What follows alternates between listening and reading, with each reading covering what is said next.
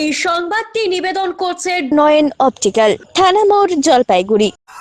জলপাইগুড়িতে পরিবহন দপ্তরের সার্কুলার পুড়িয়ে অবরোধ আন্দোলন টোটো চালকদের। অবরোধের জেরে ব্যাহত জলপাইগুড়ি শহরের ব্যস্ততম শান্তিপাড়া এলাকার যান চলাচল। অবরোধ তুলতে গেলে পুলিশের সঙ্গে বচসা কথা কাটাকাটি টোটো চালকদের। পরে বলপূর্বক আন্দোলনরত টোটো চালকদের রাস্তা থেকে সরিয়ে যান চলাচল স্বাভাবিক করে পুলিশ। গত অক্টোবর মাসে টোটো রিক্সা ও ই রিক্সার রেজিস্ট্রেশনের দিন ধার্য করে পরিবহন দপ্তর। 30 নভেম্বর পর্যন্ত রেজিস্ট্রেশনের সময়সীমা ধার্য হলেও তা পরে বাড়িয়ে 31 ডিসেম্বর করা হয়। টোটো চালকের দাবি, রেজিস্ট্রেশনের জন্য যে টাকা ধার্য করা হয়েছে তা দেওয়া তাদের পক্ষে সম্ভব নয়। রেজিস্ট্রেশন চার্জ 300 থেকে 500 টাকা করা, সেই সঙ্গে রেজিস্ট্রেশনের সময়সীমা মে মাস পর্যন্ত করার দাবিতে এদিন আন্দোলনে নামলেন C2 অনুমোদিত ই রিক্সা চালক সংগঠনের সদস্যরা। অবরোধকে কেন্দ্র করে অচল অবস্থা তৈরি হয় ব্যস্ততম রাস্তায়। হস্তক্ষেপ করতে হয় পুলিশকেও।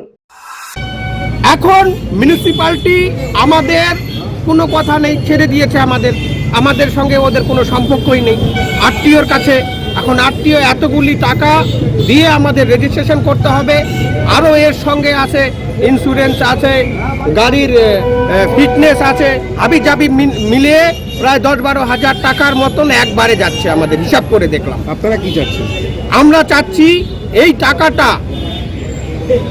300 টাকায় আসুক, রেজিস্ট্রেশন করুক এককালীন, তাহলে আমরা দিতে পারবো। 300 টাকা না হয় 500 টাকা নিক, 500 টাকার বেশি হলে আমরা এটা করতে পারবো না। যদি সরকার চায় আমাদের টোটো চালকদের সব টোটো নিয়ে নিক, আমরা রাস্তায় নেমে যাব, আন্দোলন চলবে, আন্দোলন করব।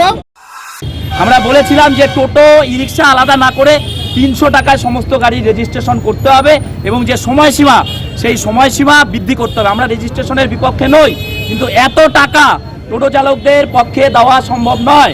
যে শোরুমগুলি থেকে বাহন পোর্টালের মাধ্যমে যে রেজিস্ট্রেশন হচ্ছে সেখানে দালালি হচ্ছে, ফলে শোরুমগুলি থেকে কোনো রেজিস্ট্রেশন করা যাবে না আমরা বলেছি। এবং আমরা প্রশাসনকে বলেছিলাম সময় বৃদ্ধি করতে, এক মাস বৃদ্ধি করে 31 ডিসেম্বর অবধি করা হয়েছে।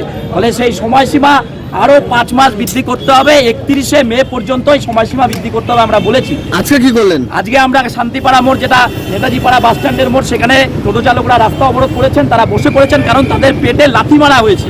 সেই বিষয়টা পরিবহন দপ্তরকে বুঝতে হবে, রাজ্যের সরকারকে বুঝতে হবে, সেটা তারা বুঝতে চাইছে না।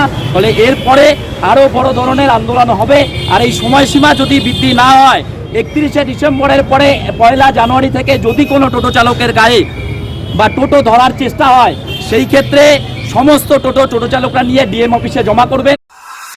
পিনাকি শিলের প্রতিবেদন, CCN তরাইডুয়ার সংবাদ।